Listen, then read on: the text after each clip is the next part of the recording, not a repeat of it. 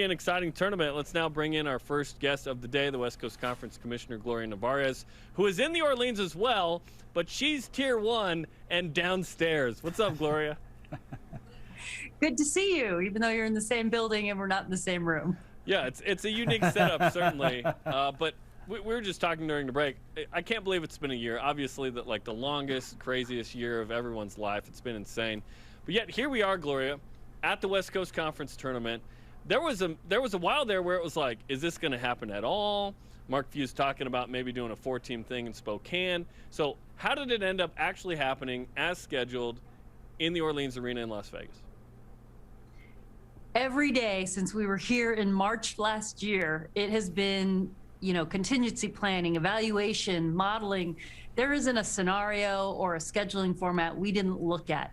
And, just the nature of this pandemic and the virus has been day by day. So, our group has really been, every single plan we've had has been looked at 20 different ways. But as we came down the home stretch with that about a month left in the season, we were looking at everything from bubbles to pods to, whatever you think of it. We thought of it, modeled it. But, our teams were really feeling good about how they were traveling and getting their regular season games in. And we ended up with a 76% completion rate on the men's regular schedule and a 95% on the women's. So, folks were feeling optimistic coming into Las Vegas.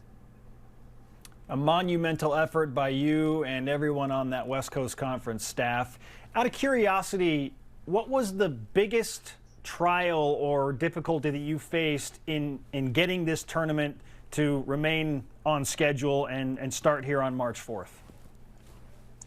I think, and this isn't unique to us, the different jurisdictions that governed each of our institutions with regard to the virus was really a challenge. And then add in that California, for all the right reasons, had really, really strict standards compared to some other states.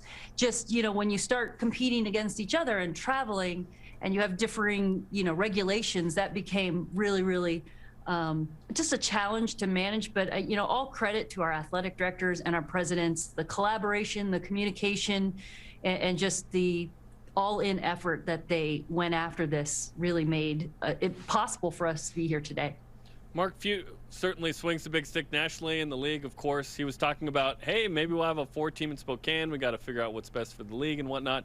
It ends up being in Vegas. Was there an opportunity that potentially maybe the semifinals or something could have been in Spokane at one point? Everything was on the table. And, we looked at every possible model, pros and cons, and one of the unique things about this entire season is every decision, there was never an ideal answer, not one silver bullet that provided, every single answer to every single challenge. So ultimately, we looked at everything, but Las Vegas for, 2 tournaments, men's and women's, 10 teams each, just provided us operationally, safety, single jurisdiction, that type of thing, really the most positive answers. And so we feel really good about being here in Vegas. Let's stay on the Gonzaga topic, because also in the conversation at one point was, well, maybe there's so much potentially for the Zags to lose as the overwhelming #1 team in America in men's college basketball that they don't want to risk contracting some type of COVID and not being able to play in the NCAA tournament. So at what point in your conversations with them did you all feel like it's going to be okay, and now they're here? And we've had that conversation, again, not just about the tournament, about every week of season. And, you can extend that same concern to BYU, women's teams.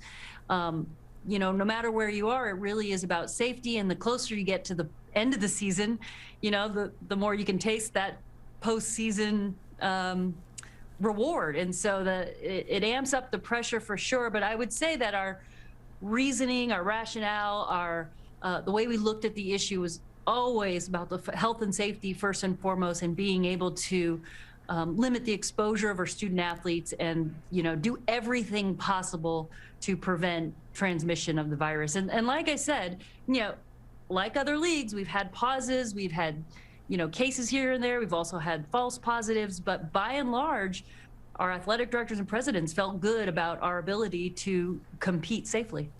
Gonzaga is clearly the #1 overall seed in the NCAA tournament. BYU being talked about as a 6, 7, or 8 right now, depending on who you ask. What are your conversations like with the basketball selection committee as you lobby for the best seed possible? Everything you guys are saying and everything, we've got our talking points. We talk to them quite regularly.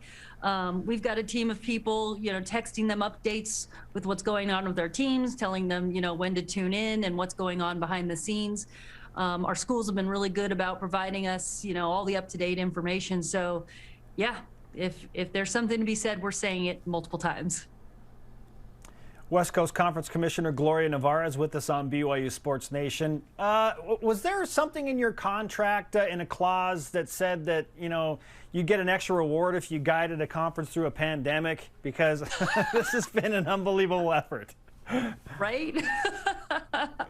I know. I mean, you take the job, but nobody tells you it's going to be a global pandemic. But I wouldn't want to be with any other group of people in the trenches during something like this. The way our decision making has been guided at the president's level, at the AD level, at the coaches level, by our mission and core values and putting our student athletes first, there's never a question. If we needed to cancel, we would have canceled. And we only moved forward when we felt comfortable that we could do it in a safe manner for all participants. So it's really been a good experience, frustrating, fatiguing, challenging, but I couldn't be more just impressed at how our group has come together and really tackled this. Gloria, it made sense that you had to do something unique with the standings, right? So it was the KENPOM adjusted winning percentage.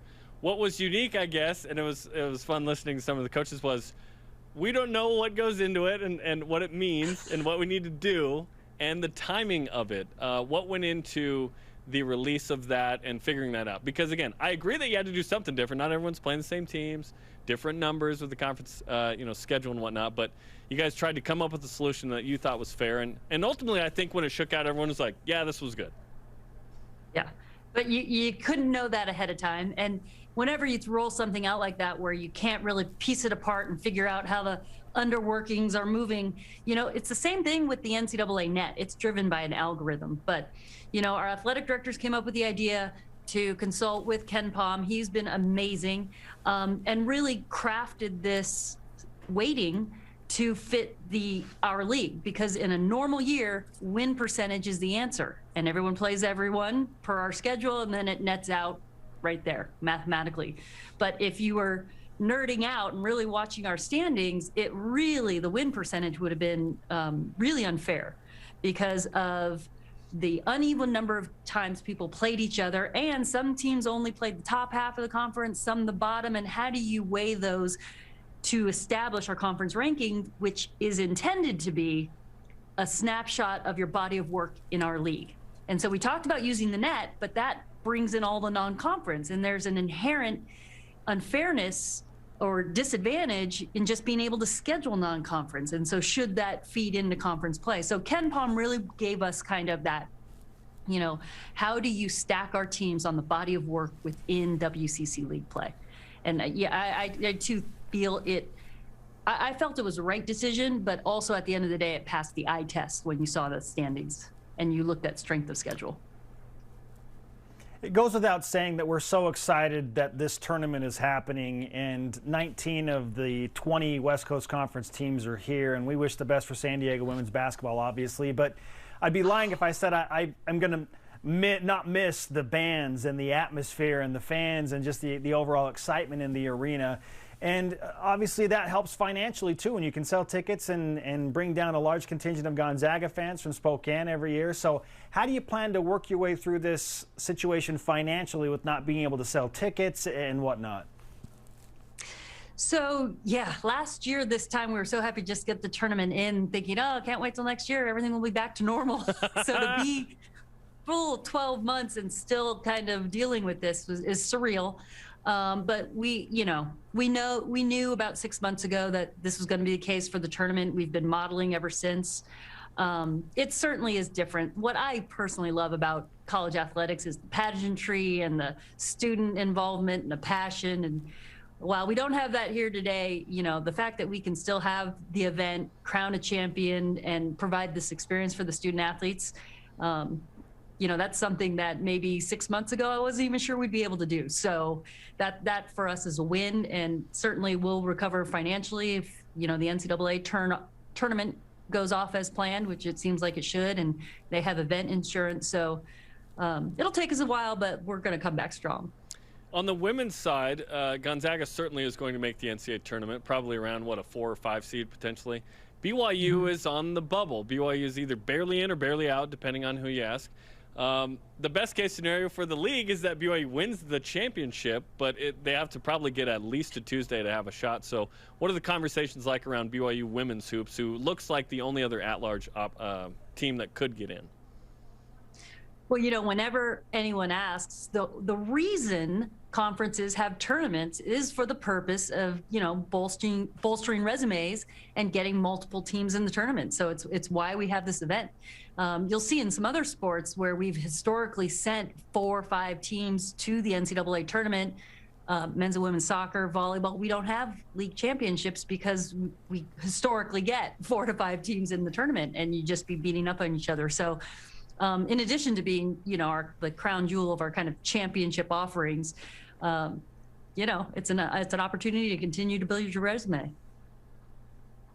This has been an unbelievably busy and entertaining last few weeks for us at BYU TV. I know that Jarom and I, in 1 week, Jarom called 2 men's volleyball games. I called 2 women's volleyball games, a soccer match, gymnastics, women's basketball. We got men's basketball going on. It is wild. I can only imagine what it must be like for you and the rest of the staff at the West Coast Conference trying to manage all this. How would you explain life right now with what feels like 20 different sports going on at the same time? It is absolutely surreal, and I can't, my heart goes out to the folks on campus, the facilities operators, the athletic trainers that have to be at every single one of these events, hours before and hours afterwards. But yeah, you know, I think we're all just really excited to finally be playing. And, you know, having all of our sports on top of each other. Someone shared with me an interesting stat the other day that of all the teams out there, as a league, the WCC has about 5 teams right now that are ranked in the top 5 in the nation, largely because we're playing all of our fall sports on top of spring. But that's some pretty, you know, rare air this time of year. It certainly is special, and we're happy that BYU is part of those top 5s in a couple of sports, which is great. Gloria, it's been a year since I know you guys have hung out as an office. You're finally seeing each other for the first time, and now we have this tournament. So hopefully everyone's healthy and good and everything goes well, and we appreciate the time, Gloria. Appreciate you guys and the coverage, and thanks for being here, and high five from afar. Absolutely. Thanks, Gloria.